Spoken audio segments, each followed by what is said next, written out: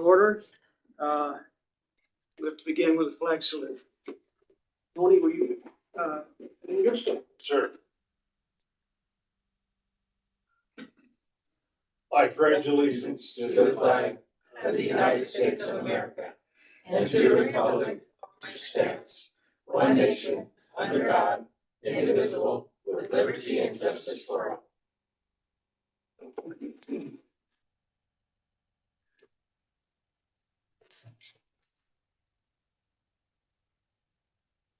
We'll begin with a roll call. I see that we're all present except for Aaron, Ms. Givens, Mr. Williams, Mr. Eastless, myself, Ray Perea. Business from the floor. The board meeting is a business meeting of the board held in a public forum to comply with the Brown Act. It is not a town hall meeting with the board. This is the time for citizens to present problems, questions they feel the board should discuss. Individuals are encouraged to address the full board and not individual board members. The law prohibits the board from taking action on items not on the agenda. Request to speak card should be filled out in advance and presented to the superintendent's executive assistant. Instructions for submitting remote public comments can be found on our website, busdk12.com, under the tab Board of Trustees. The board has a policy limiting any speaker to not more than 3 minutes. The board limits the total time for public input on each item or topic to 15 minutes or 5 individual requests to speak. The president may review the submitted request to speak or take a poll of speakers for or against a particular issue and may ask the additional persons to speak only if they have something new to add. Citizens who have comments on or against a particular issue may be asked to provide a written statement for the record or to sign an agreement with the written comments of another citizen. All names will be memorized in minutes. Do we have anything? Okay. At this time, it's 4:03. We're going to go to closed session.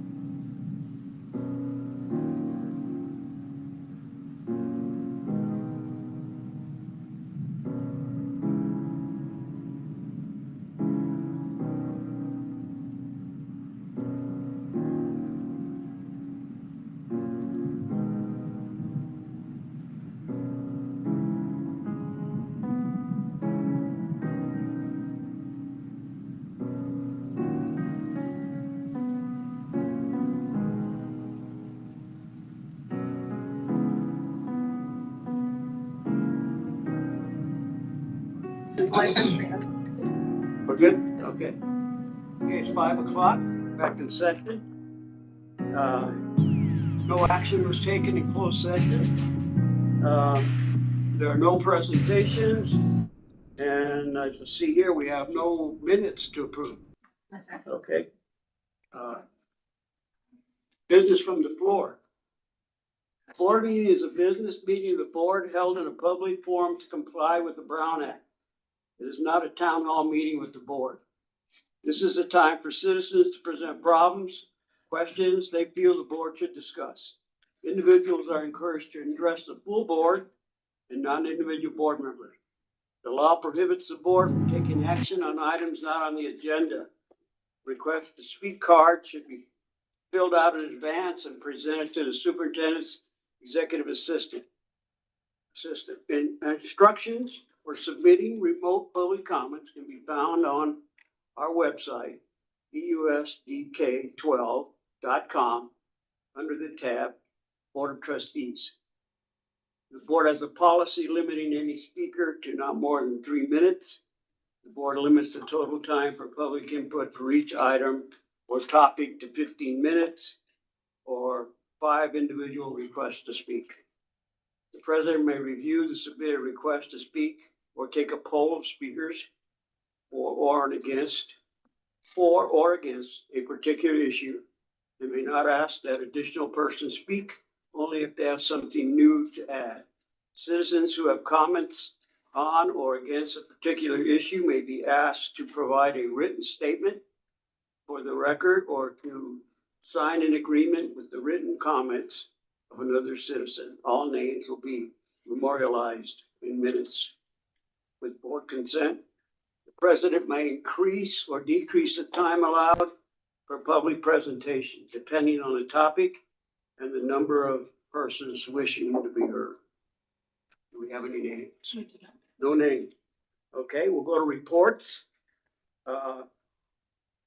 Staff reports, Saturday school report for 2024-25 school year.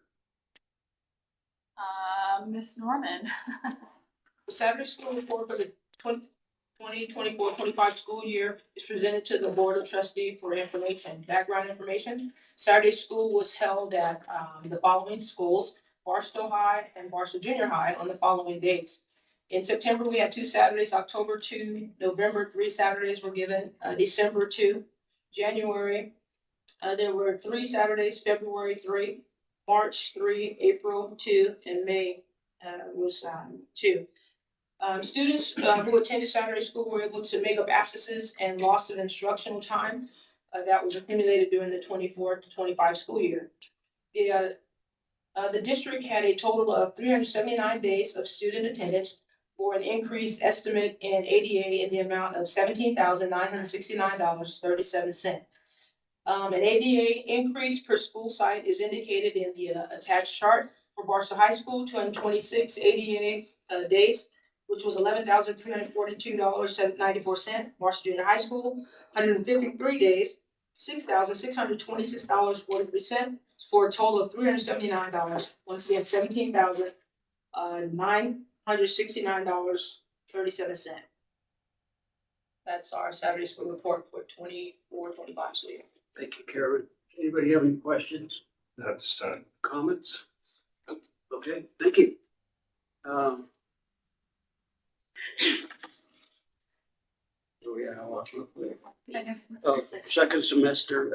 Second semester suspension report for 24-25. Miss Norman as well. Presented to the Board of Trustees for information is the second semester student suspension report for the 24-25 school year. Included in the numbers of suspension under each area in Education Code 48900 and 48900.2, 3, 4, see graph below, for the representation of total suspensions for the 24-25 school year. So background information: extended suspensions, pending expulsions are not included in the report.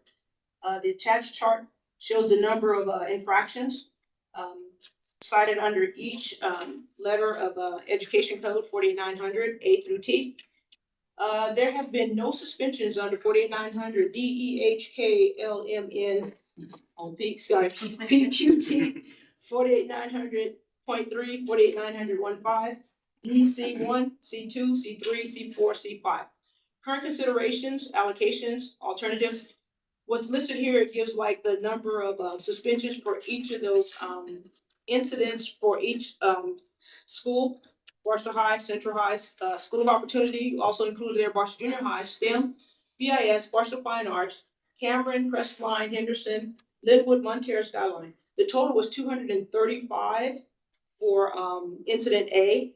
And incident A is mainly like altercations and so forth. All the way through, there's like 3 listed total for T. I'm not exactly sure what T is right offhand, but it's right here at the bottom. Let me see. 8 are abetted infractions or attempted infractions of physical injury. So we had a total of 338. It says the summary of the second semester student suspension report for 24-25 school year is presented below. And this just gives the loss in ADA. For total students from Barstow High, it goes 51, goes all the way down for Skyline only having 4. 259 total students, total days was 895. Total loss in ADA was $39,325.49.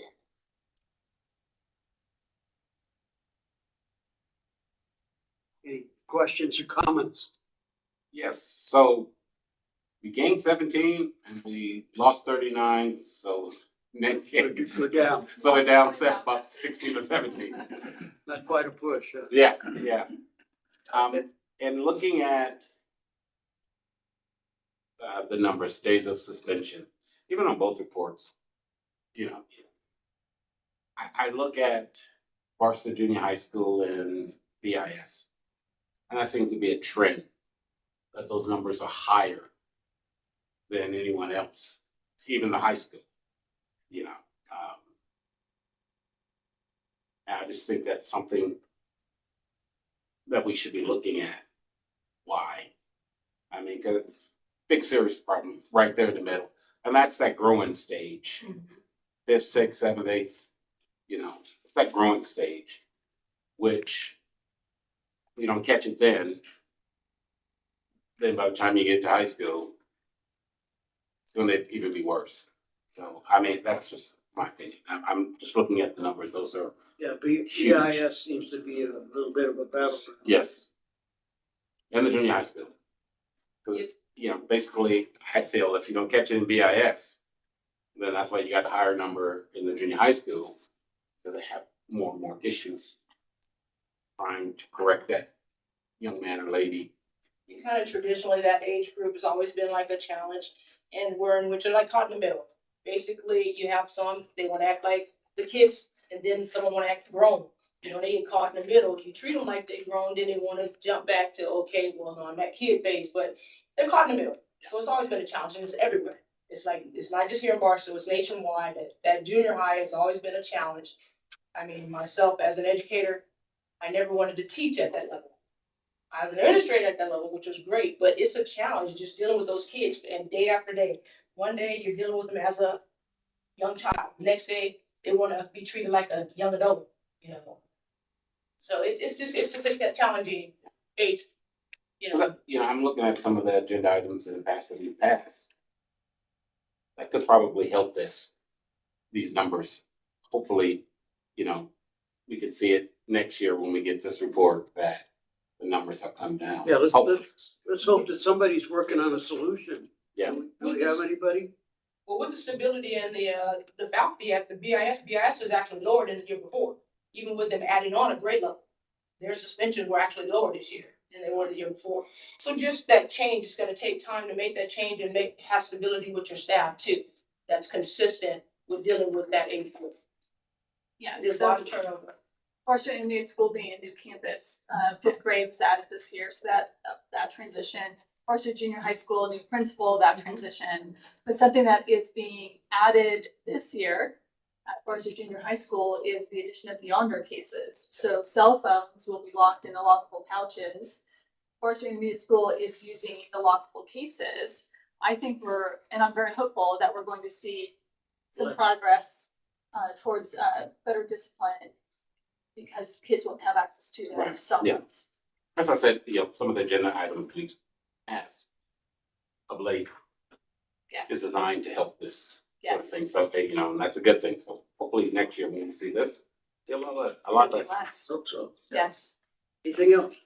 Yeah, I agree with you. It's a nation problem, and I'm almost 70 years old, but I can remember when I was in seventh and eighth grade, I thought I was all that. And got into high school and found out that there's some guys in there going to shove me in a locker right and open my mouth, So when you're in the junior high, you're guys your own age and you kind of act up and, Spend any spit your time in the gum trash out. can? No, not really. I got chased all the way to Fulton Park one time, but no. Freshmen in trash cans. Yeah, it's a tough age down there at the seventh and eighth grade. Everything's tough at that age, and I think we all agree Barstow is a tough town. You know what I mean? It's as tough as you can get. I visited Crenshaw High School about 5 years ago, and hey, yeah, that was a mellow little place compared to Barstow. You know what I mean? I was really surprised. But kids gonna be kids, and like Ray said, just keep an eye on it. I can remember people talking about, oh, they don't want us. This is before I became a board member. Well, they don't want to suspend nobody because they don't want to lose the ADA and all that. Since I've been on the board member, I have not seen anything close to that. No. We're all up here to protect the kids, and if the suspensions are up because they're acting up, that's just the way it's going to be. With me, No, I agree. anyways. So. Okay, anything else? The new rule coming out from the state that you can't suspend a kid for, what is it? defiance, Defiance, yeah. willful defiance. Willful defiance. So that doesn't help, but The legislatures have a tendency to tie our hands even tighter. yeah. So make it a little bit more challenging, but I'm hopeful that the under cases at the junior high are going to make a significant difference. Yeah. Hopefully. Thank you. Okay. Enrollment report, Mr. Beaton. Wait for it to come up. So this is presented to the board as an informational item. If we look at month 10 compared to month 9, the district is down 12 at the elementary and we're down 31 at the high schools. As a percentage, this reflects less than 1%. However, if we compare last month 10 total to this year's month 10 total, the high school has an overall increase in enrollment of 30 students. So for the whole year from last year, we actually increased. I'd like to say we're not funded on enrollment. However, if you wanted to replace that percentage with a number, you could take the average per pupil spending of approximately $10,000, and that's going to equate to $430,000. However, there are a lot of factors of how the district is funded, such as COLA increases and ADA changes that contribute to the overall.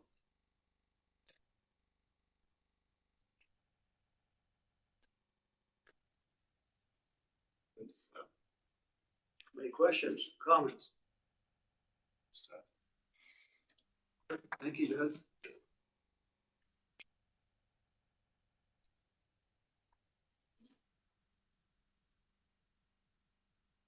Monthly cash report.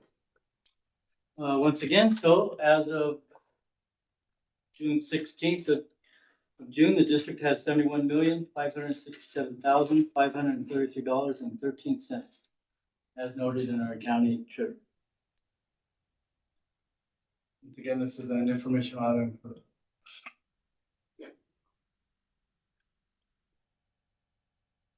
Question? Comment? Okay. Supporting school climate report, Dr. Williams. Yes, sir. All right, thank you, board, for the opportunity tonight to kind of share a little bit more about the supportive school climate report. Josh is going to be running the slides in the next room, so I'm going to ask him to go to slide number 2 and kind of just mention that this report tonight, I'm gonna have to, there we go.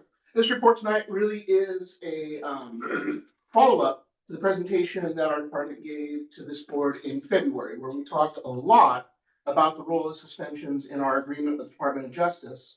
And I was so heartened by some of the comments that you guys just made, naturally, looking at the data, I can't wait to talk about how we try to emulate a lot of those conversations district-wide and at the school level to really work to address what we see in those numbers. But one, suspensions are an indication of what's happening on our school, that data point is important. And as Mr. Eastless just said, our attempt to reduce them has nothing to do with ADA, but really to improve the outcome, improve the behavior, and reduce the harm to students in our district. So I want to tell you a little bit on slide number 3 about the team and supporting school climate.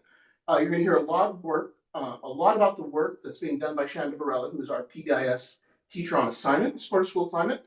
You're going to hear a little bit about the work that Rebecca Michelson, our Title IX compliance officer, is doing. And I know a few weeks ago that Ruth Sandoval came up here to the board and shared a lot about her work as an outreach liaison. So we won't have as much information about that, but our team proudly works under the umbrella of the superintendent's office and are happy to be colleagues with Christina and Marseilles and meeting the goal, which is on slide number 4, and also pretty ubiquitous within our district. I know that Mr. Godfrey uses it in all his meetings. I know that every time Ms. Swearingen speaks to the public, it's at the top of all of our agendas. It's on the side of my coffee mug. And it's the goal of our district is to ensure that each of our schools treats students fairly, equitably, is safe, and maintains an environment conducive to learning. It's on the next slide, slide number 5, in which we kind of break that down a little bit more. And this really is a guiding document for the Supportive School Climate Office. We don't do this alone. There are some things that we directly oversee. A lot of times we're supporting schools in meeting these commitments. We're supporting the departments of the other people you see at this table in order to be committed to non-discrimination and discipline, in order to be committed to acknowledging the rights of students and parents, in order to be committed to effective training for all staff in CRPBIS, restorative justice, and research-based alternatives to suspension, committed to ongoing data analysis, committed to maintaining student engagement and building relationships, and committed to preventing, eliminating, and remedying harassment and bullying. So tonight's presentation on slide number 6 is really going to focus on a great deal on the work of suspensions, not so much the suspensions and the way they're processed and we legally track them the way that Ms. Norman's department does, and the way that you're probably most familiar with that is when she is presenting in terms of expulsions, or even tonight's information in terms of the impact suspensions on ADA. We'll talk a little bit about training, we'll talk a little bit about support, but I want to move on slide number 7, and then we'll just go ahead and go to slide number 8 and really talk a little bit more about suspensions, not in terms of what you already been presented tonight in our current status, but I want to remind the board of what I presented in February, in which at the end of the 2017 school year, Barstow Unified School District had a rate 3 times that of San Bernardino County and nearly 4 times that of the state of California. So we were using it comparatively more than our fellow schools across the state. On slide number 9, and again, one of the primary reasons for our investigation is that was district-wide, but it was in a variety of our grades, especially in grades K through 3, in which we had rates 7 times that of the state, 5 times that in grades 4 through 6, and twice that in 7 through 12. As Ms. Norman mentioned, it is a trend that we see within the state as students go through our school system. There is a higher rate of suspension among our older students. Even in the dashboard, there's a higher expected rate potentially. But at all of our spots, we were continuing to see at the end of 2019, right before we went into shutdown, excessive use of the use of suspension. So on page number 10, we're going to go back a little bit and talk about how we went to go address these numbers. Kind of like Mr. Williams said, this number's a little high. What does that mean? What are we going to do about it? And our board policy gives us the practice in which we want schools to participate in. And it's culturally responsive, positive behavior support and intervention teams shall review data on a monthly basis at the district and school site level. So in addition to the report that this body receives quarterly, the board has set forth and said, hey, we want the district and each school site level to look at this monthly.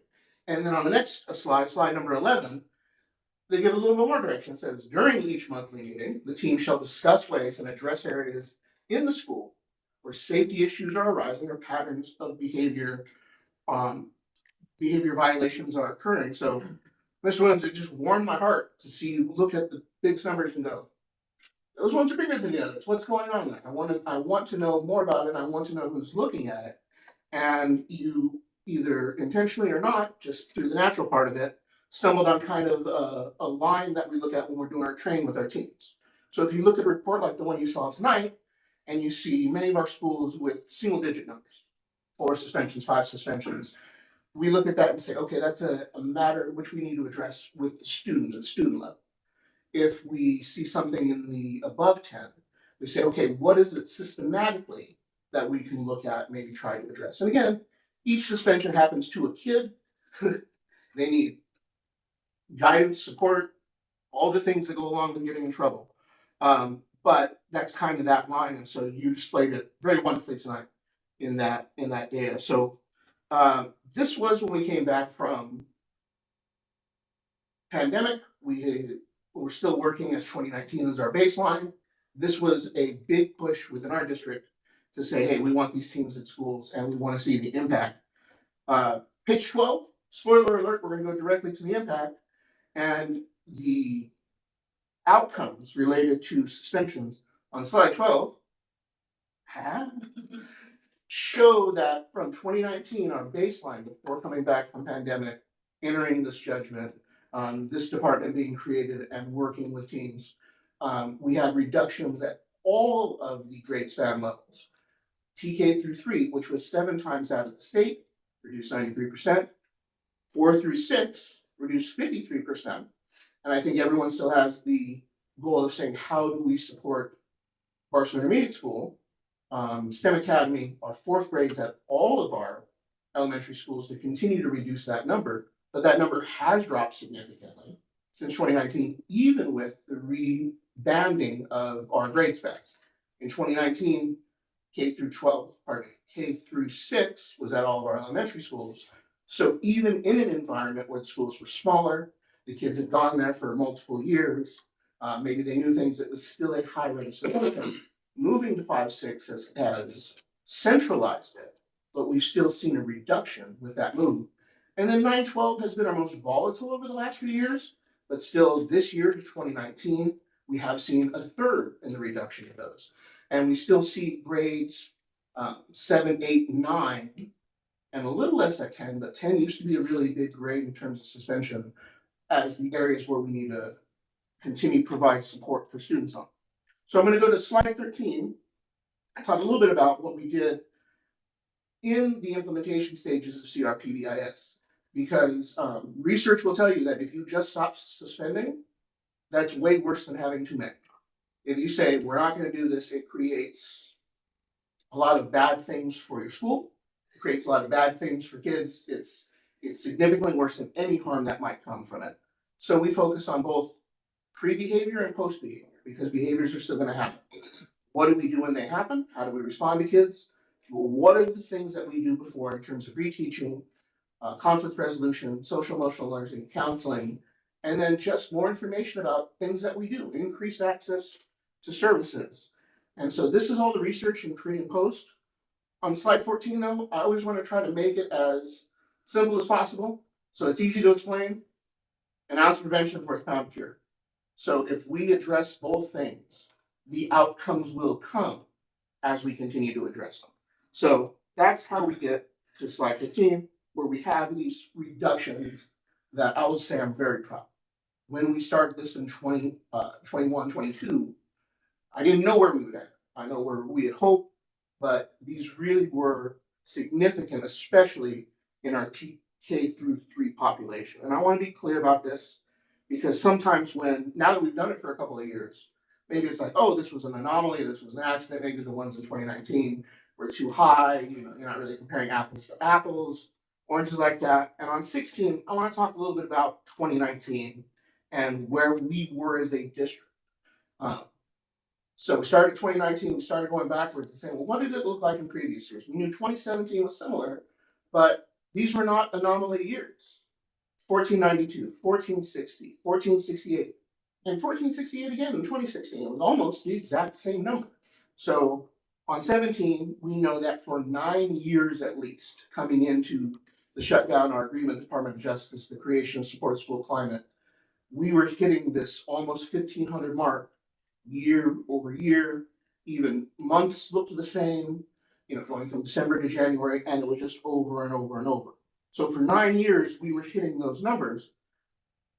I don't know what it looked like before 2011 because that's when we bought Infinite Campus.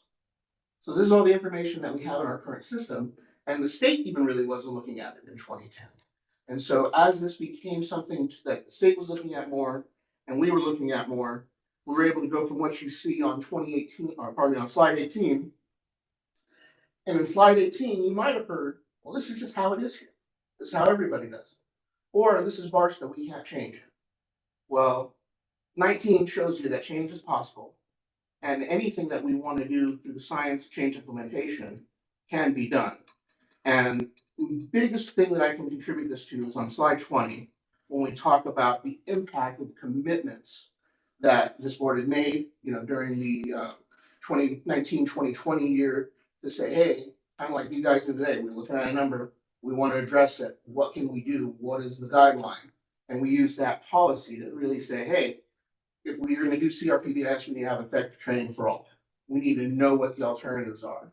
And ongoing data analysis. We have data that's available, and I'm going to talk a little bit about that availability as we go through. But I want to kind of step away from suspensions on slide 21 and just kind of, 21, go back one, there we go, thanks, sir.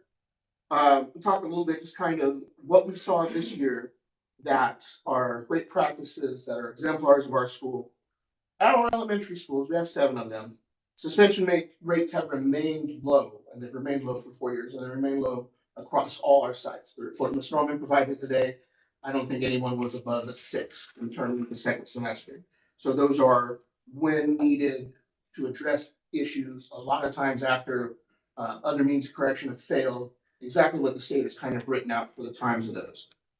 You go into classrooms, and in nearly every classroom you go into, you're going to see those preventative CRPDIS practices. They're evident, they're everywhere.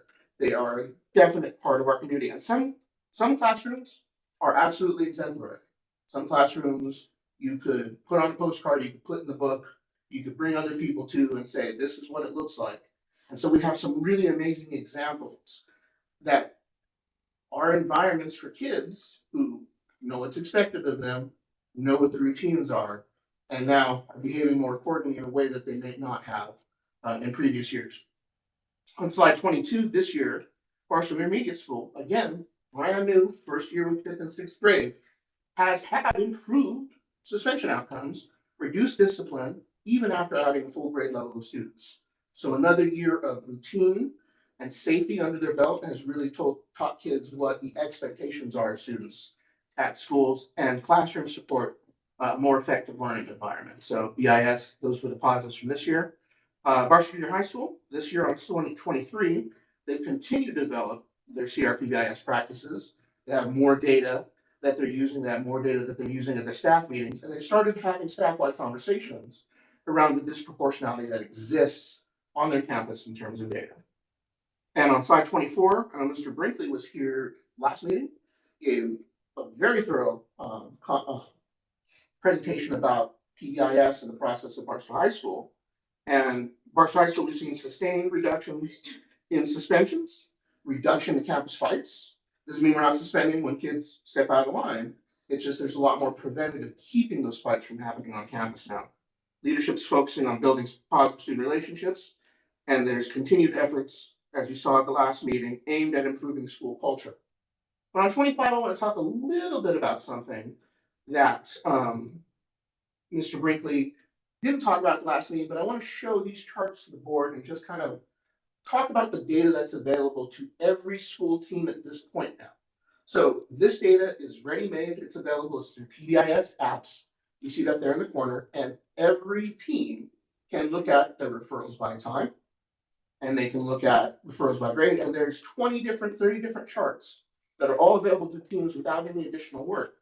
In addition to what Mr. Collins is doing in there and pressing the button for the slide advancement here, back in 2021, technology team, Mr. Collins, our team, sat down and really said, we need to make these things integrate so we don't have to double the work. So no one has to work very hard to find these particular reports. And now that teams have a meeting structure, members who are part of the team, they can look at this data and rather than saying, oh, this data says blank, no, they go, the data tells us the what, the team has to investigate the why, and then they start doing things on their school to say, how can we respond to this? And so that's what those teams are for. On 26, I want to talk about positive things district-wide. Our board policies are updated and aligned. When our department needs to look for something, we don't ask Google, we ask our board policies. And it tells us, hey, this is where our goal is. And then we start working towards meeting that. Data collection is available for decision-making. We've done more with community advisory, both in our work that Ms. Fisher, what's the committee? There's the ELAC, but the Parent Advisory Council. And then I know Ms. Swearingen's the Parent Guardian Community Alliance. And so more meetings and outreach in which this data is shared with family, but we're also getting their feedback. We have 3 positions in the district that are established as liaison positions, and they really are hired to work for the families of our district. They have specific protection against retaliation. They teach families about what it says in our policy, what our expectations are, and they help families make those goals. And then all the work, district-wide, school-wide, that you see towards making the statement of principles not just ink on the cup, but what we do as a school. Still coffee on everything that would have not been cool. So I'm going to talk on slide 27, and we're hitting the home stretch here, about objectives for this department going into the next year. Large school PBIS, we see, as Mr. Williams instantly saw in the data, our large schools are where our highest levels of suspensions are still happening. How can those teams look at the impact, effectiveness, and usage to respond to those things? What's happening on campus? What's systematic? What can we do? How can we help to, well, I'll get to large schools in a second. One of the things we're going to continue to do is support in all staff training with a special focus on the special education. 3, district-wide tracking complaints and resolutions. I mentioned Ms. Michelson as our compliance officer. We had about, since she's been hired, around 100 submitted written complaints during that time, coming up with the tracking and monitoring and support for those. So a complaint that comes in, we can resolve for the complainant, but what do the complaints that come in say about our system? So now we're going to take that data and PBIS it up here. If we receive 3 complaints around a similar topic, what do we need to adjust systematically? If we only receive 1 complaint, what do we need to do to support that individual person? And so really making the most of the information we're getting to prevent it.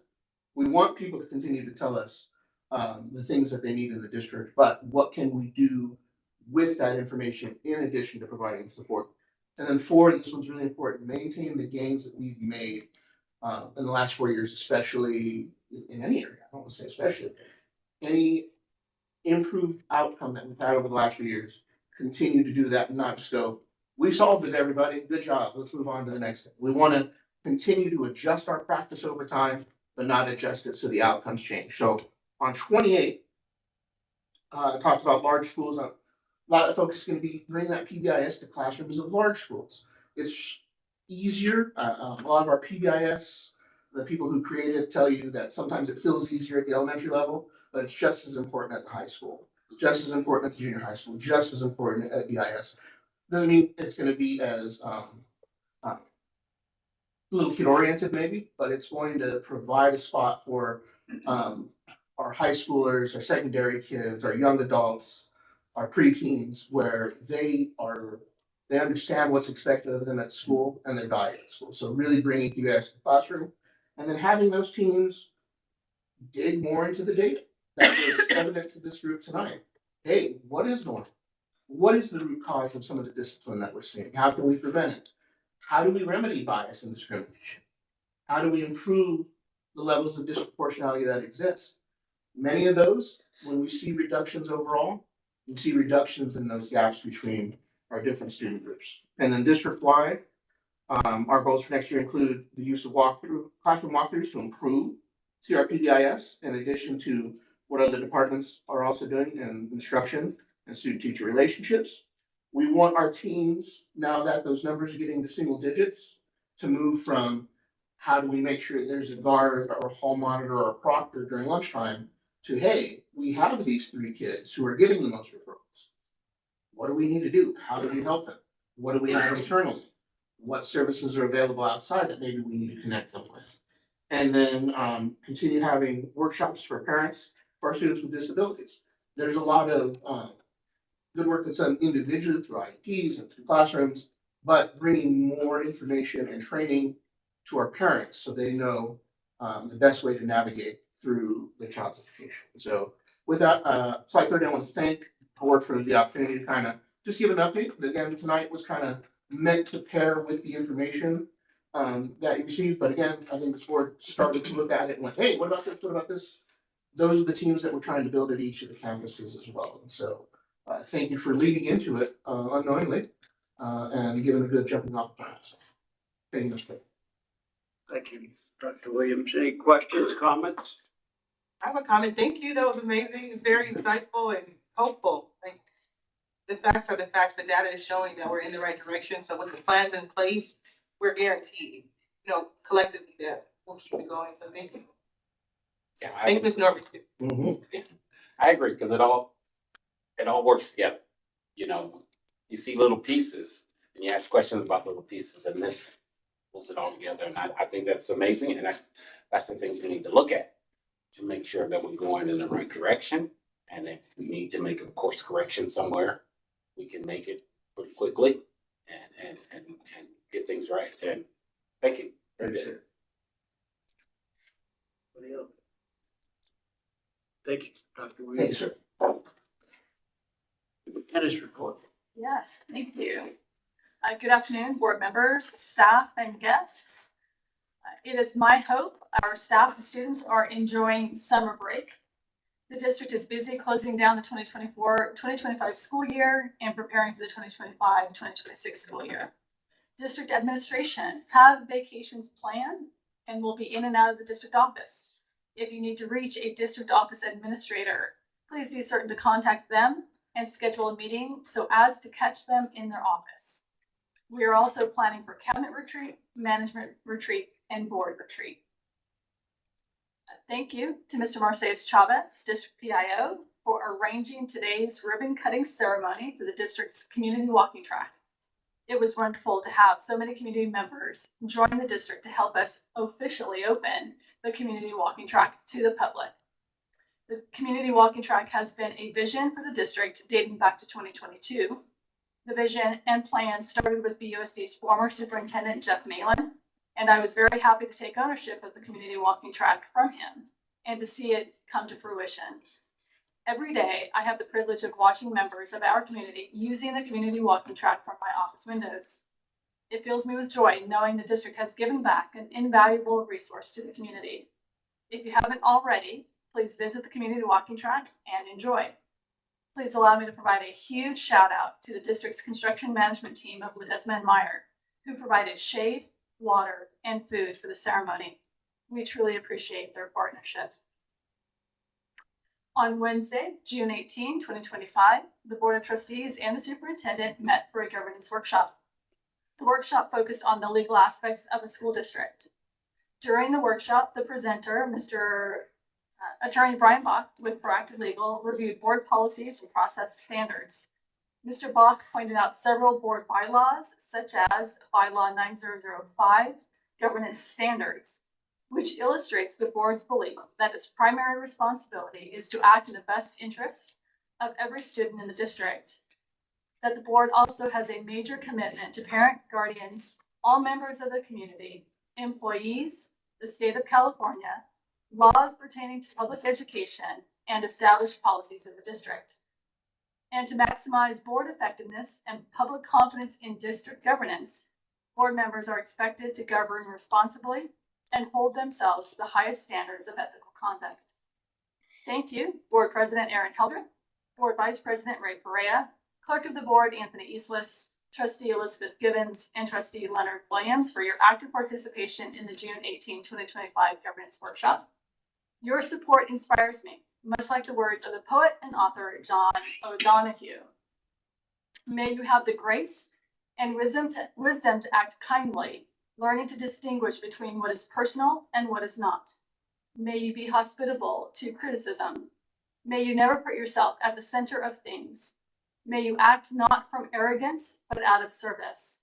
May you work on yourself, building up and refining the ways of your mind. May those who work for you know you see and respect them. May you learn to cultivate the art of presence in order to engage with those who meet you. When someone fails or disappoints you, may the graciousness with which you engage be their stairway to renewal and refinement.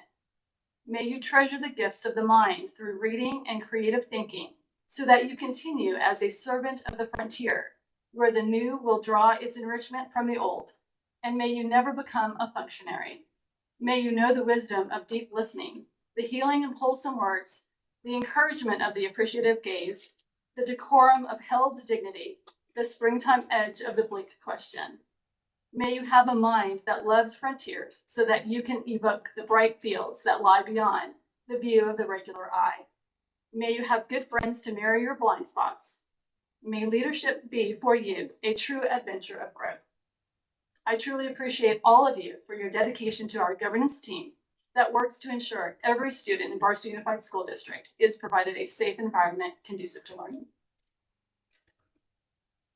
Here. You're welcome. Board report, any input? I mean, You're up. I don't have any reports. Just thank you for having me. We're excited to have a nice, hopefully not too hot summer. And my agency, we're working on a lot of things for the summer, but other than that, it's Well, I was so happy to see that walking track, because that is something the city of Barstow has been working on for a long time. And the school district did. And that is amazing, because it's so similar to what the city wanted, but they were so afraid to do it and spend the money. And to find out that we got it from a grant. Track is amazing. They did an outstanding job.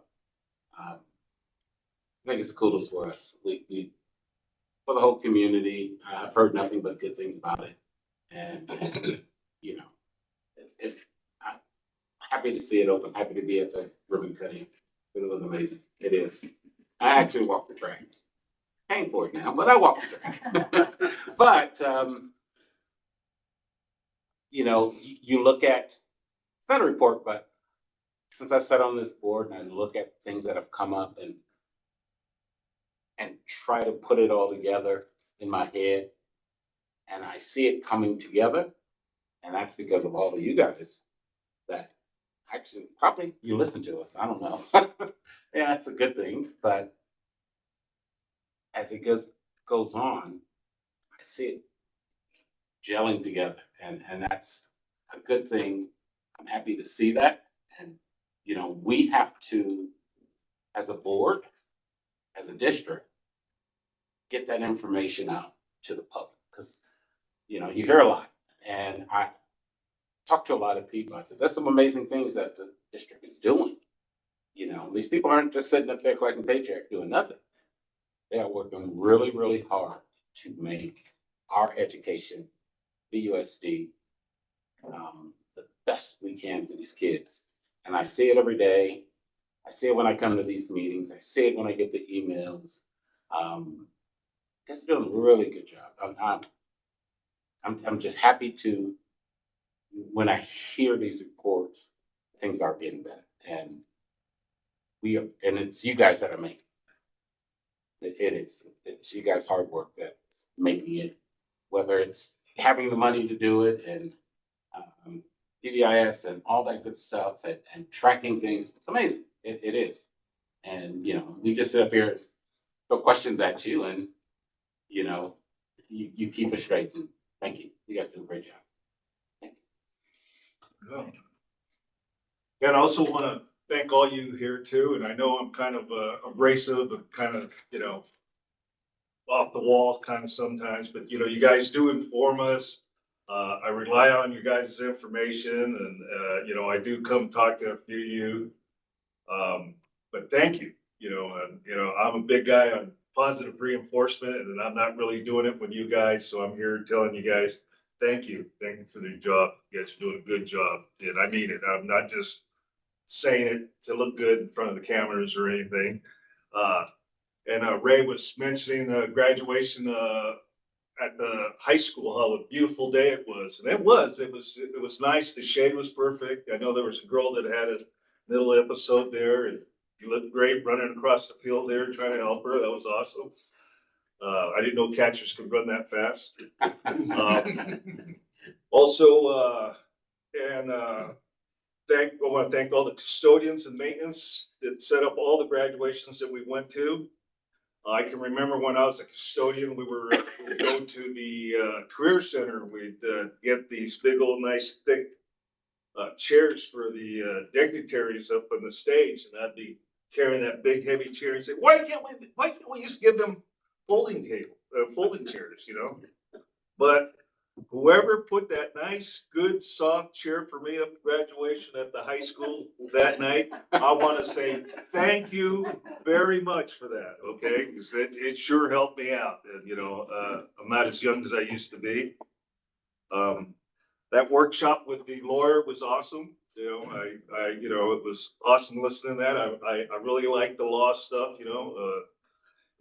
I can really get into it. And also, my mother's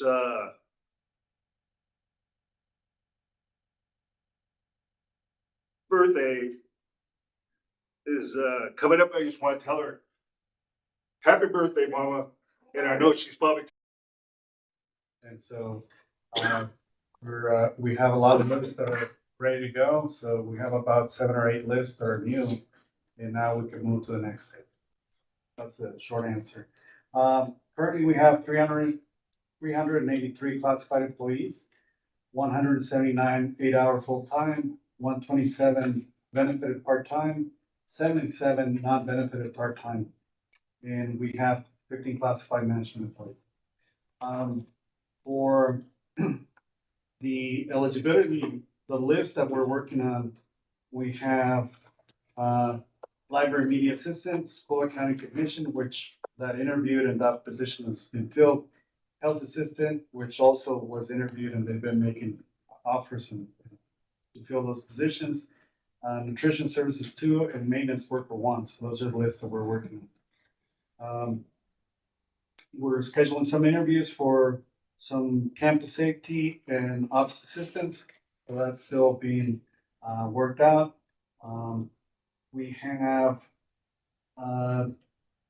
recruitments that are posted. We have nutrition services 3, HR technician, and para SM. We have to open again. So we have to extend that list because we started with 50 candidates, and by the time we got done with all the process, we had 10 individuals, right? So that's a very difficult recruitment. So we're open again. We're getting, again, very creative. I'm trying to find individuals. The issue is we need individuals that are willing to actually take the work. Once they read the job description, read those 8 duties that they have to agree to.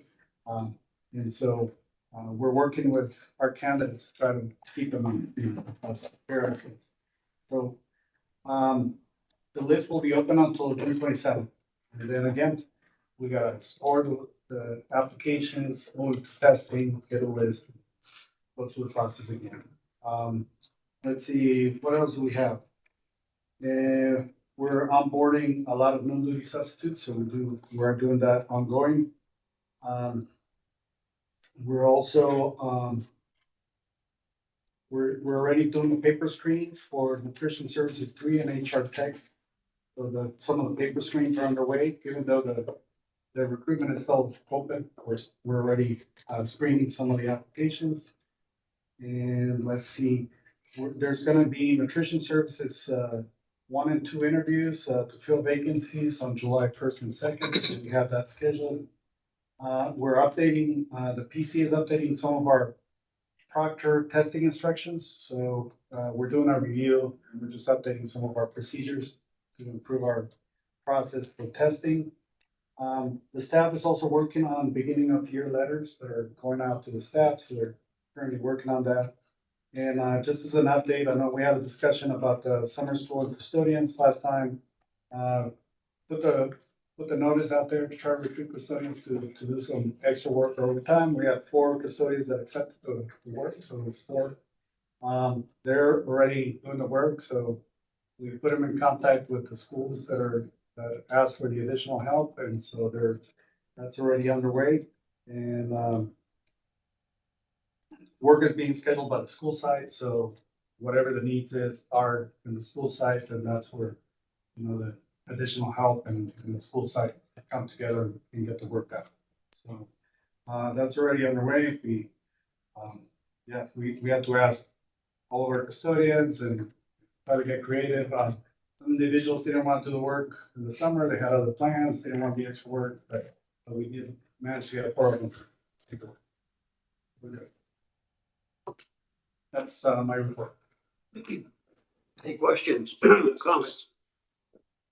Yes, I got a question. How many full-time classified employees did you say we had? 383. How much? 383. And then, when's your next PC meeting? It is in August. I want to say it's August 10th. We may have a special meeting in July. Usually July is dark, but we'll try to get another meeting. Correction, full-time. Oh, is it full time? Full-time. Full-time. 179. So Yeah, that's what I thought. I was Yeah. like, I wow. thought you said the full. All the classified, sure. Well, full time. Yeah, that was. And thanks for working on helping out the staff there on the summer school stuff. I really appreciate it. I'm sure they do. Thank you. Thank you. Yeah, real quick, First of all.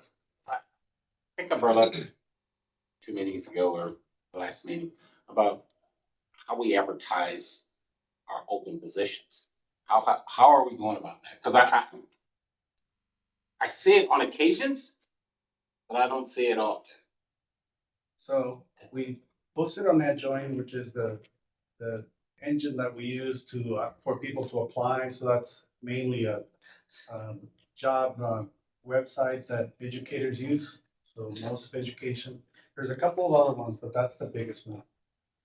We send it out on email. So we send it out on email to the staff and also to our community contacts. So I send it to the community college and some of the nonprofits in town that I know. So we send it out that way. We do a lot of word of mouth. Also, we posted in some of our boards at the schools, and oftentimes parents and principals have conversations about jobs, and so that's where the notices get printed and handed out. I have been looking. I think you asked about the website, and we're looking at putting a button in the homepage for applying. So I'm working with the IT department on just that. And also, I think I said we're trying to get creative, especially with Paris and right. So we're going to take a day here to go post some notices in the coffee shops and laundromats and other places of visibility to see if we get a little bit more traffic in some of these recruitments. Sometimes it's not the volume of people; it's the the candidates that actually want to accept the job. So we start big, and then by the time we get to the nitty gritty, right? Individuals don't actually want to. We're gonna have that, but it's just, we have to use every available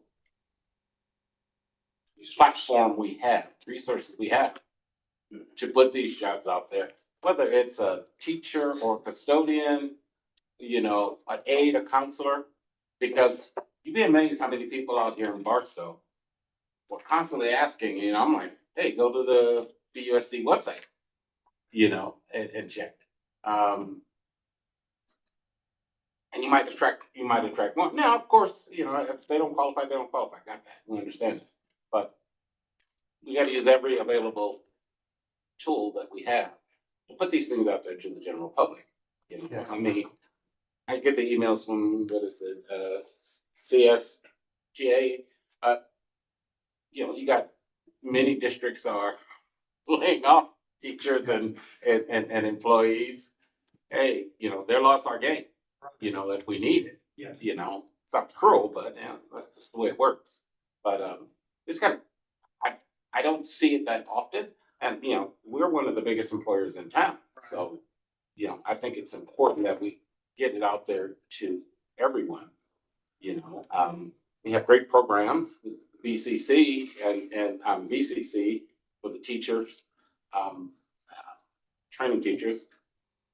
We need to. I just, like I said, I don't see it that often, and I keep my ear to the ground, and you know, I don't see it. I think we just need to get out there more often. You know, get with the PIO, and he gets a list and he puts it out, and you know, if I see it, you know, I'll see it from him. I'll share it with everybody. You know, don't discount Barstow Rants and Ray. They got over 8,000 people who view this thing. Trust me, it's effective. So I heard it's a double-edged sword. I don't want to hire some of them. that's something. Just a joke. But I mean, it's very effective. Yeah. You know, So we do have our join our team on the website, so there is a join our team button. I do have, I asked for additional funding for marketing for my next budget, so. I think I talked to you, initially we thought about doing a mailer, but maybe, working with some of these, websites that aggregate, like, Google, you partner with some of them and they put you on different, you know, they can distribute your information on different websites, so. JobRabbit, and there's all these other websites that kind of approach to see if we can get a bigger footprint. But in the end, they have to still apply eventually, so we'll be just pointing back where we stand. Okay. You know, you're just light just turned on when when Leonard was talking. You know, what about the Barstow College, us and the city getting together and having a job fair for us? Not for Santa Fe, not for the base, not for Portland, but for us. That's a good idea. With Barstow Community College, I attended their job fair, so I went out there in the spring. I think I'll have another one in the fall. We also attended the one at Fort Irwin, so we went to the fort and also handed out our information. So we're always in the radar here, at least for the our local area geography, right? But the city is something I haven't considered, so we'll follow up on that. Yeah, because I can remember setting up job fairs at the high school for the Marine base and the Florida one, and I'm like, you know, what about us? You know? We also participate, just to tell me, and we do participate with San Bernardino County. They actually have a calendar of doctors that we participate there. We have one at the park sit at the the what? No, or Harper Center. And we bring all the it's filled. We're there, the city's there. right.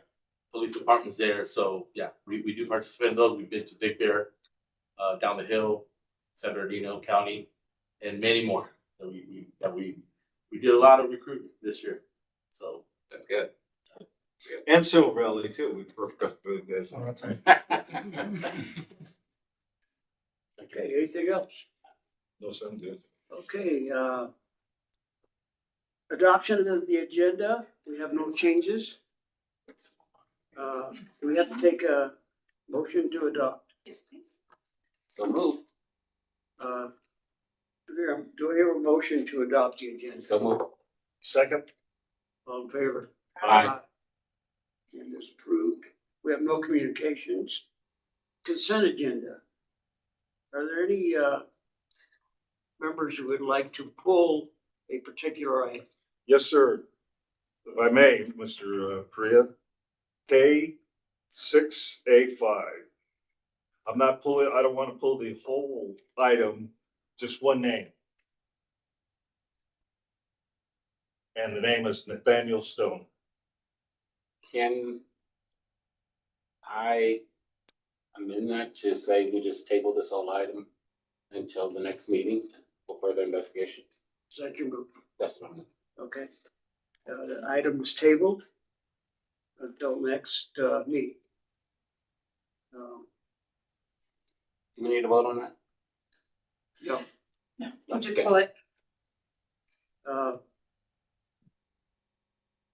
Okay, to have a motion to, approve the consent agenda as amended.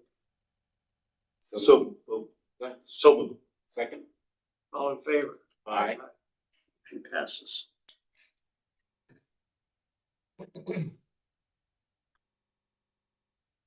Discussion items. Can I have a motion to approve or open for discussion? Item L1. Is that a one? Yes. Yes, What? that's the one. Item L11, calendar of Board of Trustees meetings for 25-26. The recommendation is that the Board of Trustees approve the proposed calendar of Board of Trustee meetings for 2025-2026 school year as presented. And for information purposes, this is being brought back. If you recall, we had it at the last board meeting and we didn't have some dates correct, so those dates have been corrected. Also note that the July 8th, 2025 board meeting, which is the next board meeting coming up, is the one that we moved from, I believe it was originally July 22nd. We moved it to July 8th a couple board meetings ago. But this is the pending approval is the calendar of board meetings for the 25-26 school year. For your approval. Any discussion or comments? That's a thing. Call for the vote. All in favor? Aye. Opposed? Did we get a motion? So moved. Thank you. And a second? 1 second. Oh, we got that at the beginning. I'm sorry. It's okay. I missed it. I'm sorry. I'll do it the other way. No worries. I just Okay. missed it at the beginning. Item L12, certificated management personnel contracts. I hear a motion. I'll move. Second. Okay, All right, this item is presented to the board tonight for two very special individuals on the cabinet. And that is our two assistant superintendents, Mr. Scott Godfrey and Mr. Jorge Gutierrez. They both have contracts that are expiring at the end of this month. And I can say personally that I do not want to see either one of them leave our district and go elsewhere because they have an expired contract. So both individual contracts are being brought to the board for approval. And their effective date would be July 1st, 2025. And these contracts actually would run through June 30, 2027. So I am asking the board to provide them with a 2-year contract to ensure that we have their assistance and their history and their knowledge in our district for at least the next 2 years. And it is provided to the board for approval tonight. comments, questions? I think it's a long time coming. Thank you. You're welcome. And they did with us for that. Yeah, that's the thing. Their experience is, you can't pay for that. You know what I mean? You just can't. You know? Call for the vote. All in favor? Aye. Opposed? That motion passes. Got it. Yeah. Someone Just have so that. you- I was gonna say, someone else was Yes. approving it as well. What are we But doing? you guys gotta stay for the rest of the meeting. Is that an objection? I'm sorry. And if I may, just to say, again, what's been echoed at the dais, they do amazing work, and I'm really happy to be able to offer them contracts that are a little bit longer than a year this time, and really happy that they're going to be able to stay with us. So thank you so much. Okay, we're at L13, consultant agreement, the Molly Grissom Company. I've never understood the LLC. Oh, limited liability corporation. It's a lawyer thing, right? It is a lawyer thing. Protection. Yeah, it is a protection thing, yeah. I should know that. My son's an attorney and I okay. The recommendation is that the Board of Trustees approve the professional service agreement with the Molly Grissom Company LLC and the Barstow Unified School District for 2025-26 school year to provide professional development for the district management team and keynote speaker for the Welcome Back Mingle. Yes, and this item is presented to the board tonight because I had the the amazing opportunities to meet Miss Molly Grisham a year ago at Kona Kai Resort when I was there for the Superintendent's Leadership Series. And she is all about light bulb moments. She's an amazing speaker. She's an amazing supporter, an amazing facilitator of leadership. I found her to be just truly down to earth and honest and very patient. Very calm demeanor, which I think is really needed with our management team as well as with our district. I think she's going to be an amazing asset to the entire district for her leadership style and helping us through all of our leadership styles as well. She will be meeting with the management team at Management Retreat on July 22nd, the entire full day. And then she will also meet with the management team at the three future management team meetings, October 27th, December 19th, and March 23rd, as well as being our invited guest speaker to welcome back to the call. And it is provided to the board tonight for your approval. Any questions? Comments? We're gonna have food trucks at that, Yeah, we haven't gotten that far with the food trucks, but I'll make a mental note of it. Coffee and donut. Okay, Not at this time, please, I apologize. I can't remember if I asked for it. But you did not. I did not. No, you did not. Can I have a Sorry motion about that. to approve? Someone. Second. All in favor? Aye. Opposed? Motion passes. Educational services. Agenda item L2-1, local indicators of the California School Dashboard.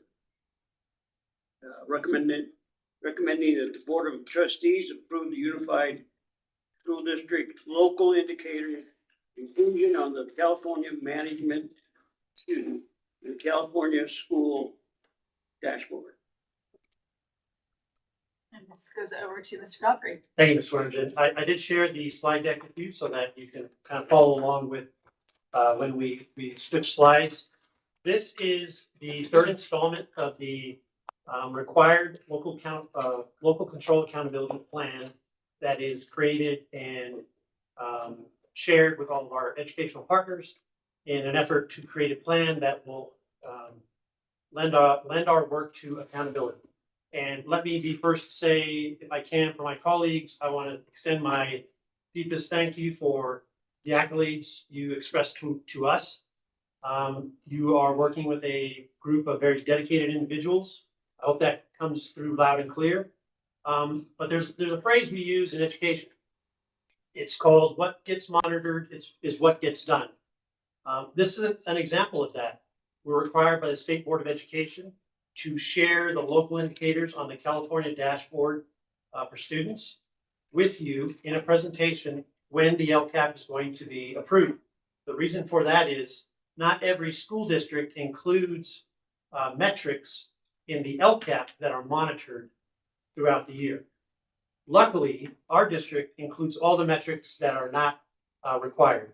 One of the things I'd like to share with you on the dashboard, the metrics that are on the dashboard that are measured are part of what we call the CalPADS upload. Every year in October, we identify all of our students. We make sure they have student numbers and we track them throughout the year. All of their suspension data, their absenteeism data, their attendance data, and everything else that goes with it. It then is uploaded to the state. All of that information funnels into the California dashboard. What gets monitored that you will see on the dashboard is absenteeism, suspension rate, English learner progress, graduation rate, college and career readiness, English language arts, that's state testing, and mathematics, state testing. Those are hard data numbers. It's black and white. You can compare one year over another. You can compare 3-year data. It's right there for you. With local indicators, it's a little bit of a moving target. It's what we measure locally. However, you've already heard this information. When I presented the LCAP 2 weeks ago, I shared the metrics with you. I talked about the Youth Truth Survey, for example. I talked about the Williams information as it relates to instructional materials and teacher assignments. So you've heard this information. So this is sort of a redundant activity for us. But again, what gets monitored is what gets done. Moving on to slide number 2, a quick definition for local control funding formula. That's LCFF. That's where my friend here, Mr. Beaton, lives all of the time. Priority, where data is not collected at the state level through CalPAD's upload. An LEA will measure and report its progress through the California dashboard based on locally collected data. I'm our California dashboard coordinator. I will take all of this data, I will input it myself, and we'll hit submit. And then in November, when it is released, the 2025 dashboard is released, all of that information will be there. Moving on to slide number 3. So what's going to be reported for LCFF priority number 1? We have assigned teachers, we have access to curriculum, and whether or not our facilities are safe, clean, and functional. We have priority number 2. Are we implementing state academic standards, both teacher pedagogy and the content that students are accessing? Priority number 3, are we engaging in parent engagement and measuring whether or not parents are engaged with our district? Priority number 6, this is where Dr. Williams lives quite a bit, school climate. It's anything from suspension rates to chronic absenteeism rates to how do people feel when they walk onto our campus? Do they feel safe? And finally, access to a broad course of study. That really lives in the college and career readiness indicator, where we talk about things like A through G completion. We talk about how many students are moving on to college. And we also talk about how many students are completing 2-year pathways. Slide number 4. The first indicator is appropriately assigned teachers. At this juncture, the upload that personnel office did this year, out of 296 teachers on the books, we had 229 that were fully credentialed and prepared to teach in the classes that you hired them to do so. That's a 23% rate of misassignment. That number for our district has continually ticked up over the last 7 years. If you give Mr. Gutierrez a moment to speak about it, he'll spend an hour talking about how difficult it is to hire teachers in our school district. But he's doing a great job reaching out. Next, we're talking about whether or not students have copies of standards aligned instructional materials for use at school and at home. That's the Williams Walk information that I presented in September. We have 0% deficiencies. That means every student in every school has the books that they need. Next is facilities. How many of our facilities were there instances that the facilities did not meet good repair? This year we were at 0. Kudos to the maintenance department and Mr. Hooker's leadership in that area. And as you can see at the bottom, we have met that standard, and that's what will be reported on the dashboard. Slide deck number 5 talks about implementation of state academic standards. This has been an effort over the last 10 years when actually, if I really go all the way back, 14 years ago when Common Core state standards were adopted by the State Board of Education. This work began there. It covers professional learning as it relates to ELA and ELD and mathematics training, science training, social studies training, available Common Core aligned instructional materials as it relates to ELA, math, science, social studies, policies and programs to support staff with improving instruction. That is professional development opportunities. If you ever drive by after hours at our district office, 2 or 3 days a week, Ms. Fisher donates her time and trains a lot of our teachers. Kudos to her for that. That is a standard that we have met. Priority number 3 is parent engagement. You heard a lot about that from Dr. Williams. One of the ways we measure that is with a Title I parent survey. All of our schools are Title I schools. All of the principals are required, and this is monitored by Ms. Fisher's office. They are required to have Title I parent meetings to not only train parents, but to find out how do they feel about our programs. And you can see on the left, what are the types of questions?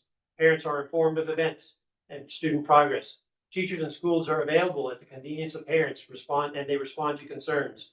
Parents are encouraged to volunteer, provide training, and are aware of our Title I programs. Parents are satisfied with the curricular programs. And on the right, you'll see that we had 596 participants. That's an increase over last year. I don't know the exact number. But overall, there was a 76% agree that all of those things on the left are being met. 11% of our parents that were surveyed clicked disagree, and 13% had no opinion. Those numbers are maintained over the last year. We're looking to increase that. That is a standard that we have met. Finally, priority 6, it kind of spans across a few of our slide deck pages here on slide number 7. This was initially implemented in the 22-23 school year. It replaced the California Healthy Kids Survey. The state requires that we survey our families, students, and staff with some version of a survey. This is the one we have found to be the most comprehensive and worthwhile. The data shared in the survey will serve as a baseline for data moving forward. It's in-depth school level data as well as district level. It's used to inform planning. Across the nation, 39 states use this, and 2.6 million students are surveyed, 590,000 staff members and families, and the student perceptions are linked to academic outcomes, meaning if there is a question you'll see in a minute, I feel that my teacher holds me accountable to my grades. Their response will be either a positive or negative response to that. That helps our principals and the district to create training and programs around culturally unbiased instruction, so that when a student walks through our door, they feel like, I feel loved and I want to learn from this person. So the response rate, you'll see, these are all increases over the last year. Over 4,000 students were surveyed, were available for survey, grades 5 through 12. 2,807 responses were received, that's 69%. Family, over 5,500 possibilities for survey responses, we had 530, that's 10%. Staff, 567. You'll notice that that's a larger number than the number of teachers. We also surveyed our classified staff and administrative staff. 371 did respond to our survey for 65%. That's a total of 38% of possible survey options there. The key indicators here are belonging and engagement. Positive responses at the elementary level. Do you feel safe at school? 66%. These are all data points you've heard already in my previous LCAP presentation. Does your teacher want you to do your best? 91%. Secondary grades. Most students are friendly. 7th and 8th, 57%. Slight increase at the high school, 59%. Do you feel safe at school? 7th and 8th grade, 56%. 9th through 12th, 55%. We are still not quite yet at our baseline with comparing year-over-year data. The reason for that is we want to increase the number of surveys that we receive so we can have the highest rate of response so that the data is clean and we can make comparisons. Right now, we're still at that point where it's continuing to be baseline data until we expand the survey responses. One of the things, Dr. Reed oversees this for us. One of the things she did was she expanded the option for the elementary students where it's a passive approval, meaning the student takes home a letter telling parent, we're giving a survey, we're going to ask these types of questions. If you are not interested in your child participating, please send the newsletter or the letter back. If you're okay with it, we're good. So that increased our number. So we're hoping that next year we'll get to 100%. On slide number 10, this has to do with school climate, relationships, and culture. At the elementary grades, does your teacher care about you? 86%. Do students treat the teacher with respect? 65%. That is actually an increase over the last year. I want to say it's around 11%. At the secondary grades, the questions are a little different. Obviously, these are older kids. The question is, teacher believes in you. At the junior high level, 70%. High school level, 72%. Junior high level is about the same as last year. The high school increased just a bit. And finally, at the secondary grades, adults treat students with respect. Junior high level, 60%. High school, 63%. And finally, for the survey responses, the key indicator here is engagement, relationships, and culture. And this kind of spans all the way across. The question being, my school sets high expectations for students. Elementary, 66%, middle school, 35%, high school, 36%. Students and staff care about each other. Elementary, 78%, middle school, 57%, high school, 59%. Finally, discipline in this school is fair. Elementary, 49%, middle school, 17%, high school, 41%. That is an area that I can tell you has improved over the last 4 or 5 years. And again, what gets monitored is what gets done. Dr. Williams shared with you that the position he holds right now was created as part of the Office of Attorney General Judgment. That created an opportunity for Dr. Williams to oversee and monitor the PBIS programs at the site, which then in turn improved our numbers. So what gets monitored is what gets done. We've seen an improvement there. There is one more slide. I'm sorry. Slide number 12. The indicator for engagement, relationships, and culture. I feel engaged. And you can see the numbers there, 69, 48, and 54. And finally, discipline in this school is fair. Elementary, I didn't have data for that. That was not a question that was asked at the elementary level. But for junior high, 58%. High school, 57%. I now finish with this. After I give you opportunity for question or comments or concerns. Dr. Williams and I had a bet. I don't know if you've ever heard of Name That Tune. Are any of you as old as I am? I bet him that I could do it in 12 slides. He said 30. I'm not sure who won. It depends on how you feel about our presentation. So I'll leave it there. Thank you, Mr. Godfrey. Any questions or comments? Yes. This was more optimistic. See, but you I'm a know, realist, sir. No. if you look, on slide number 11, and it talks about my school sets high expectation for students. Middle school and high school, I'm really concerned about that number. Those numbers, 66% is really good for elementary school. But you don't have to work as hard with the elementary school kids. Middle school and high school, I'm surprised to see that number for the high school. I am. Middle school, I'm not so much surprised as I am. It still goes back to what I said. These are things we have to work on to get those numbers up, because I find it, to me, it's a little disturbing. Those numbers are so low. And the high school number, I'm really surprised at, because I don't see it, But if you go back a while and you look at the what was it, the recertification of high school. Now, I'm lost. yeah, so I can see that, because of some of the questions in the survey. And if you look at the discipline in our school is fair, if you tell me I'm bad and I say I'm not, and it's not fair because you told me I'm bad. But that to me,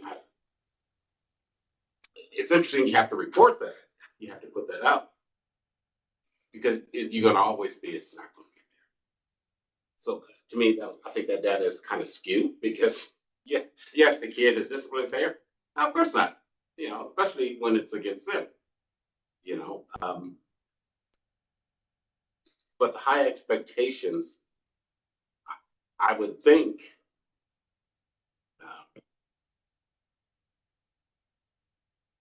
as the superintendent, you would look at that and go, what is the issue? Where is it that problem lies? Why is that people think that? It's something we truly have to work at. And it goes with all the data that we've had, that you've given us over the past few months.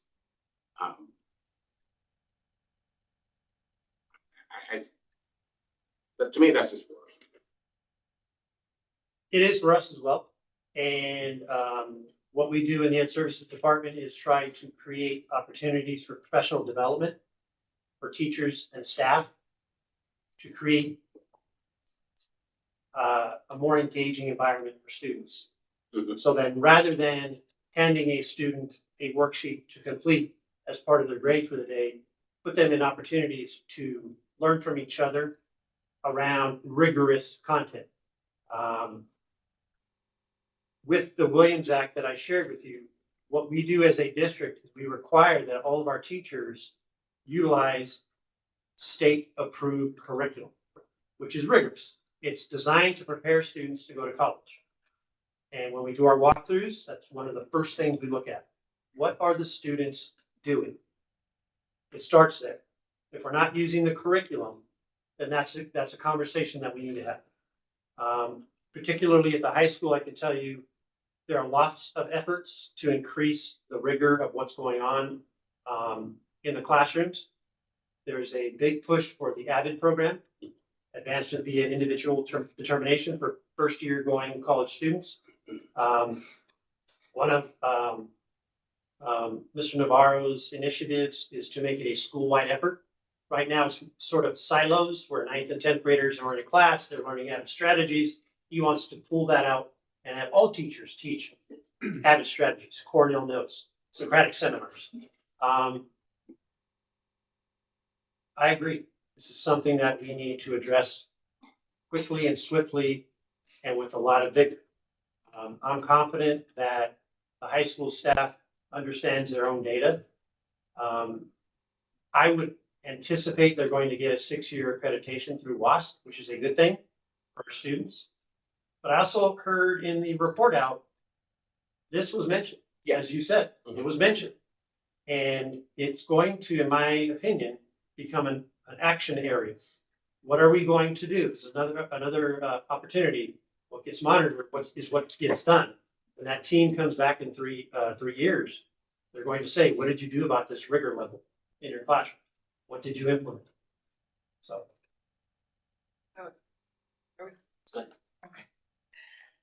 Thank you. It's very informative, both presentations. I want to figure out a way to bring them all together. A lot of the things I heard tonight were, one, being culturally responsive, which is a big deal, but also as a community, being community members, how do we help? Because what you said was we have baseline data and it's getting better.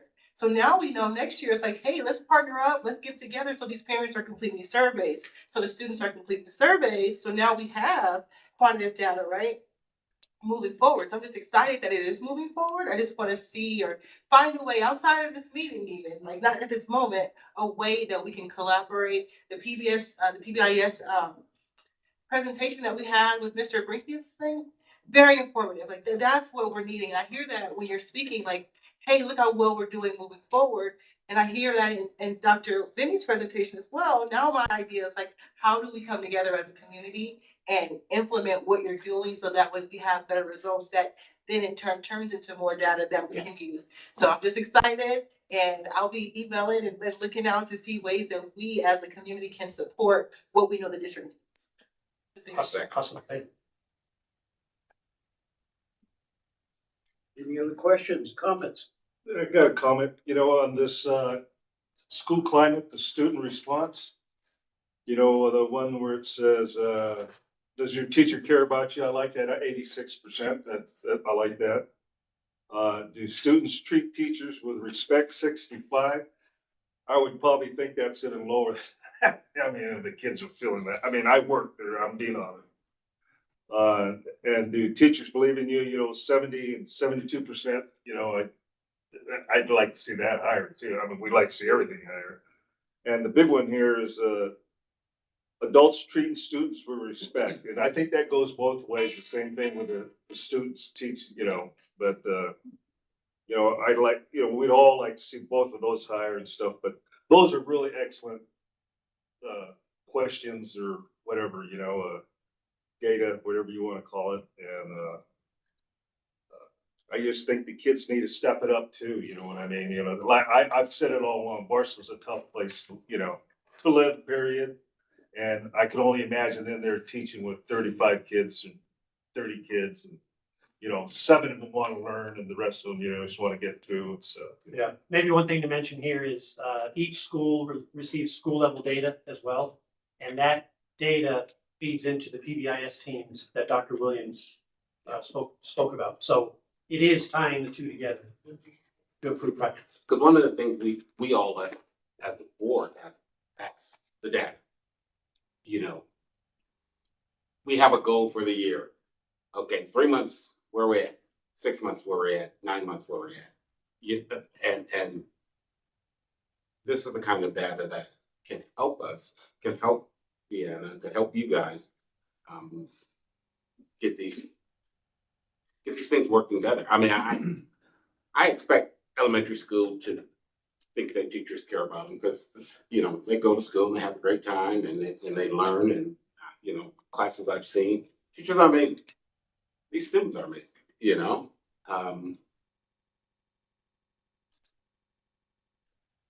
the respect thing, that's a hard thing because you are a teacher. You have things has to be accomplished. Some kids, they'd rather just have a good time and have fun, and you have to guide them back to where they need to be. Those numbers I can understand. There's some other numbers in here that it's a little worrisome, but I think we're on the right path to correcting a lot of this. So, doing better. Thank you. We have one more. Sorry. I was going to say, like, in the presentation is showing that there's not a lot of responses. So the data, it looks really good. So I think we have to make sure that we're realizing that what we're talking is that 38%, if I remember seeing that correctly. So we just have to really, as a team, as an outside agency, we have to make sure we're doing our part so that we get those responses, so that the data actually reflects the actual feelings of the students. Because right now there's 38% that are speaking for 100. So I can say that. And I can share with you that when we went over this as a admin team, a couple of our principals saw huge gains. So we stopped and said, what did you do differently? And they both said, we like to compete with each other. Oh. So, we wanted to win.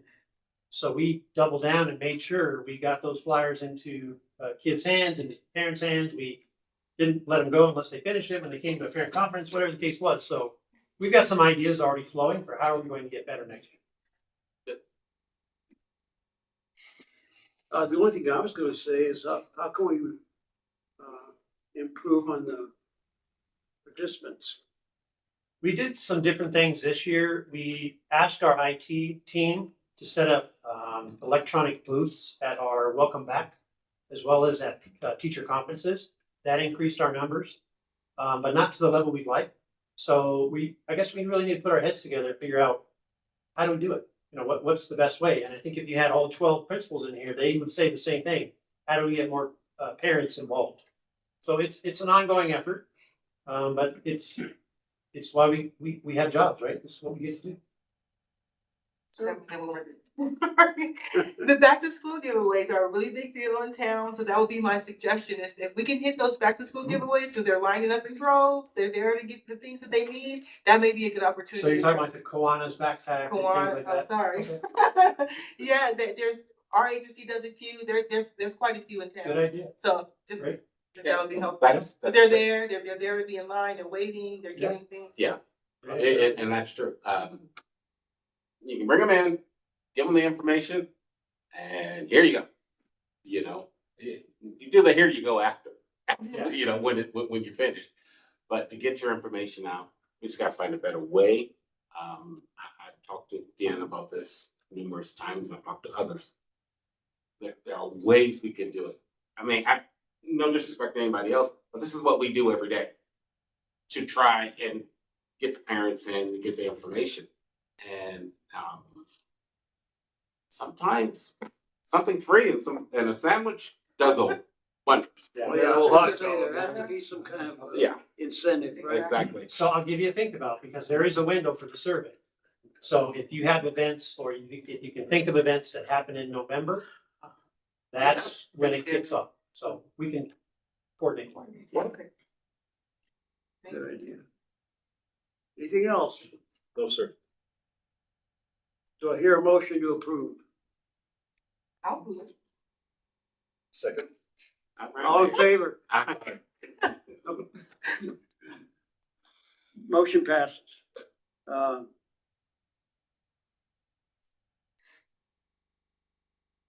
Number three, pupil services. Item L31, contract agreement with Navigate 360, Compass Curriculum for Social Emotional Learning 2025-26.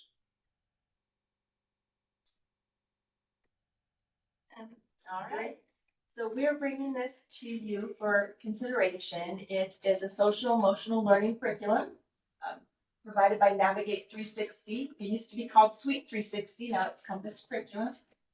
Over the past few years, we have been piloting different social emotional learning curriculum, going through and vetting it and seeing which is the most comprehensive. Compass Curriculum has shown that it is the most comprehensive social emotional learning curriculum. It includes lessons for students, social emotional support for staff and for families. So it reaches out to the homes, the communities. It provides a scope and sequence, the lesson. We've been utilizing it at different sites this school year. And after going through and looking at the social emotional learning competencies and how that can be supported to help develop the students with self-regulation of their emotions, the empathy, all the different social emotional learning concepts. It includes a very comprehensive approach. I've included the scope and sequence in there for you, looking at all the different grade levels. It is TK through 12th grade, so it is comprehensive. The plan is for all of the schools in the district to be implementing this and teaching the lessons. So there's that consistency, continuity across the district to establish a common language for social emotional learning and supports. Thank you. Any questions? Comments? Is it effective? We've had it for 3 years now, right? So, I mean, have you saw the difference from when we started, where we are today?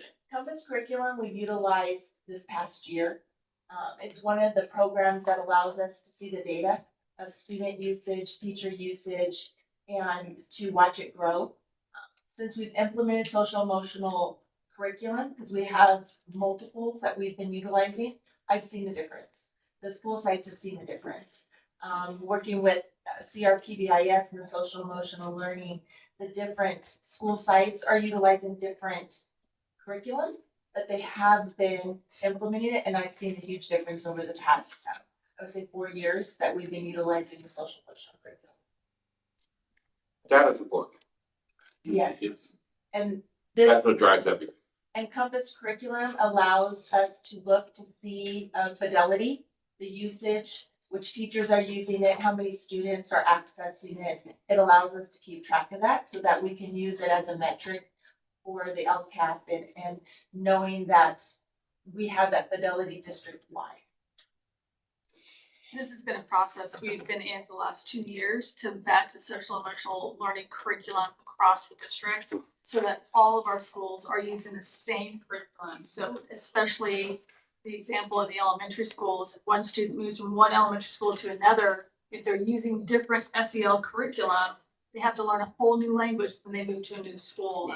This is going to alleviate all of that. All the schools will be required to use this curriculum for social emotional learning. So as our kids move, they have that consistency and that continuity as Dr. stated. And then this is also going to help us ensure that the SEL component of the stipulated judgment, where they want to see us implementing SEL across the district with fidelity, is going to happen.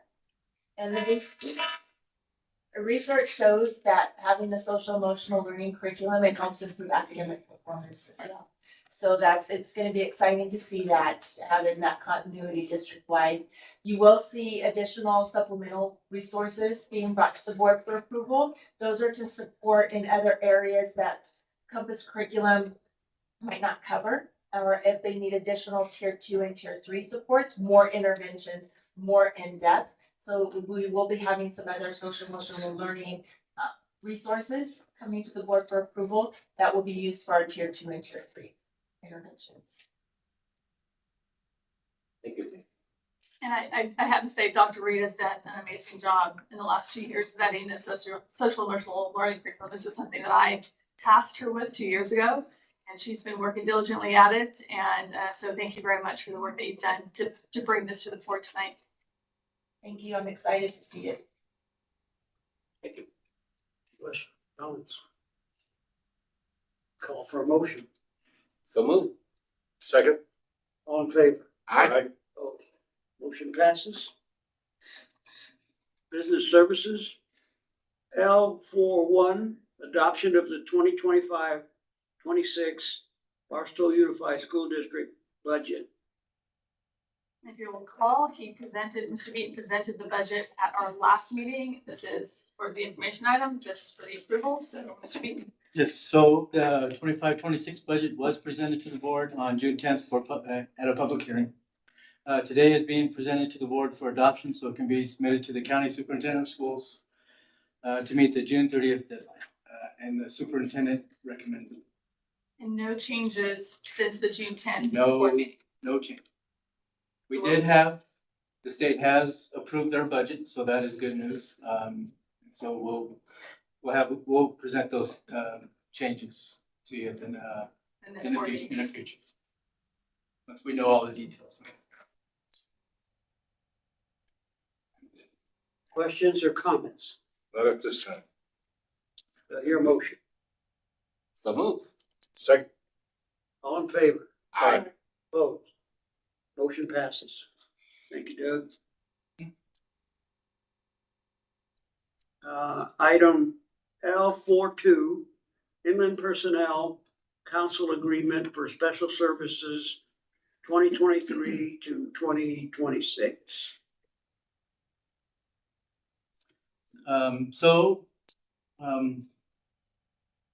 This is being presented as an informational item. The Inland Personnel Council Agreement is being presented as an informational, as the current agreement began July 1st, 2023 and expires June 30th, 2026. The council is a group of districts within the San Bernardino and Riverside counties which have entered into agreement to seek, share, and communicate expert legal services and advice on matters relating to labor, employment, and employee relations. So this information is just for an informational item to let you know that we're still within the personnel. You all can hear us report them as the IPC. Questions or comments? Do I hear a motion? No approvals. Oh, it's information. I apologize. No worries. Okay, personnel services. Item L6A1, public hearing for provisional internship permits PIP for educators for the 2025-2026 school year. Recommending that the Board of Trustees adjourn to a public hearing to provide for an opportunity for the board to receive input considering the proposed provisional internship permits or EIP. It is 6:45. We will adjourn for public hearing.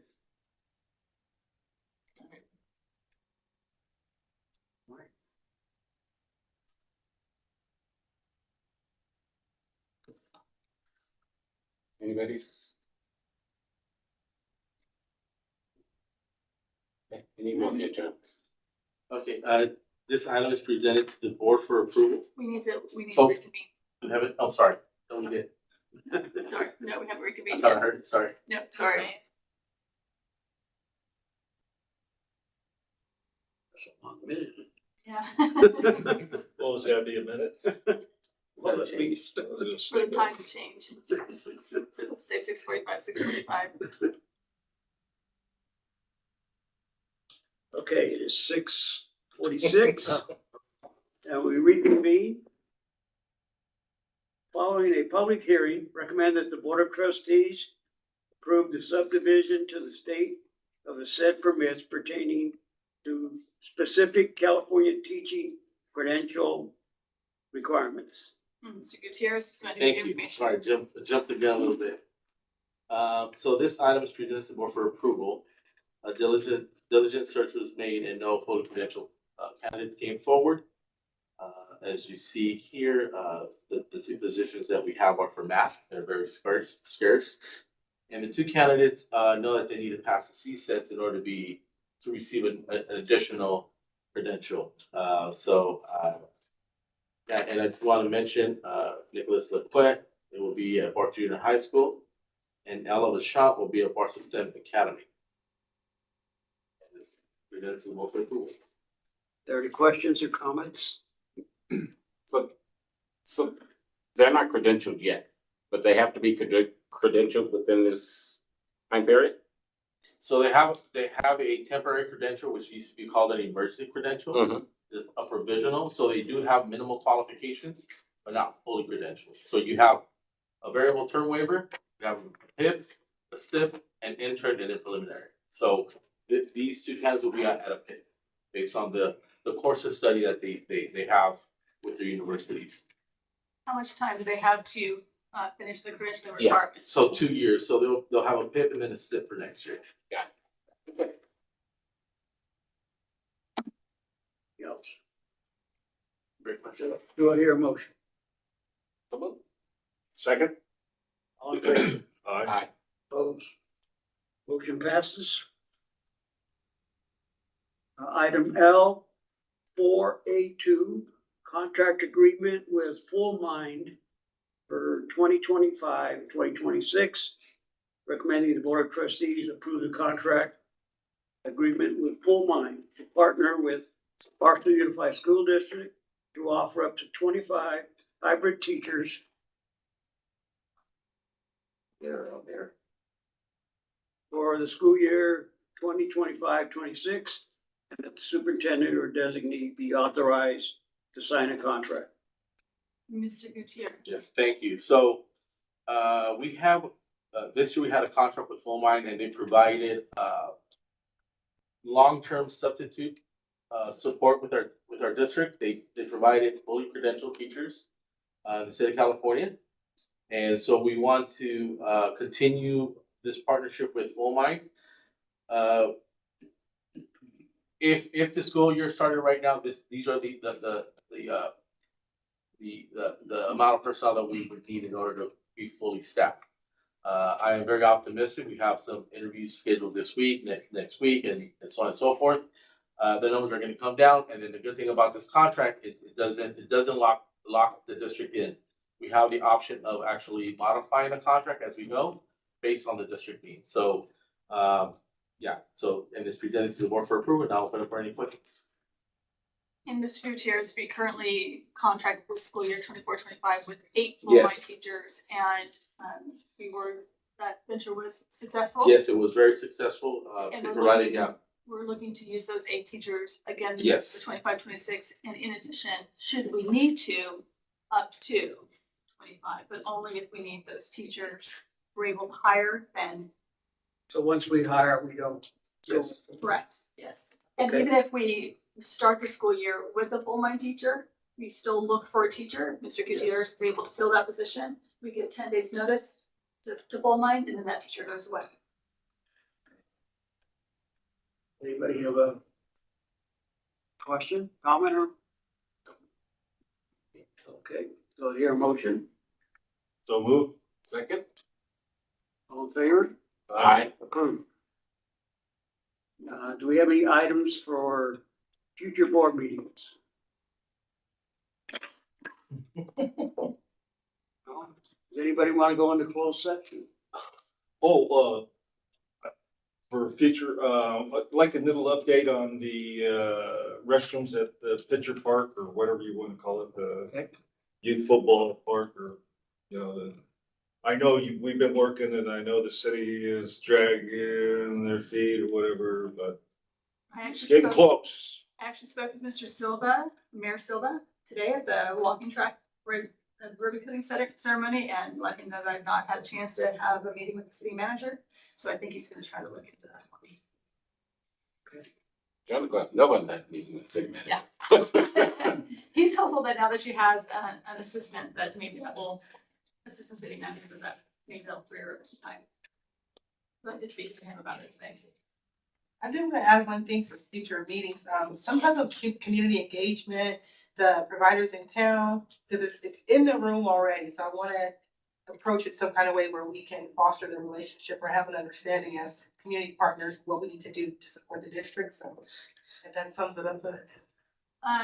Invite community members to, like, that are Some part of type of- organizations to the board meeting? Not necessarily the meetings, but Kind of like a just mixer. like a conversation, like if we're talking about the surveys, like, okay, if community partners are aware, if I know if I'm in the presence of a parent and student, I need to be having them fill out this form, or we need to be connecting them, right? So I know Ruth is like the outreach liaison, but Yeah, as a board, some type of connection with the community, some type of. so some form of outreach, not necessarily to the Something. next board meeting, but. Right. Yeah. Outreach. Right, Okay. exactly.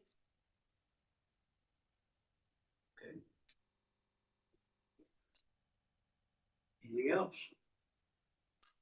Closed session, We can have an open closed session. no need to discuss it.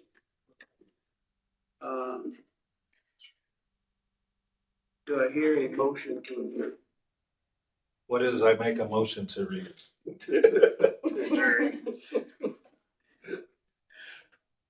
Second, do I hear a A second? second. Oh, was that what that was?